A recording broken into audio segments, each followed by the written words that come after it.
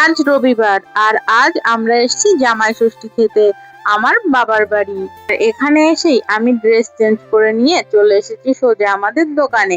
এসে দেখি ছেলে ঘুম থেকে উঠে পড়েছে আর ওখানে দিদি চা খাচ্ছিল আর ছেলে তার মামা আর মাসির সাথে খেলা করছিল।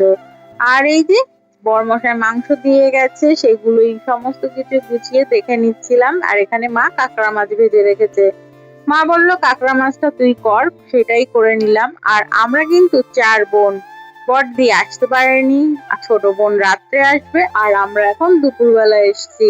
এরপর বরমশাইকে সুন্দর করে সমস্ত কিছু সাজিয়ে দিলাম। আর আজকের মেনুতে ছিল সাদা ভাত, মাছ ভাজা, স্যালাড, লেবু লঙ্কা, ডাল, কাঁকড়া মাছ, মাছের ঝোল, তারপর ছিল মাংস কষা, চাটনি আর মিষ্টি দই।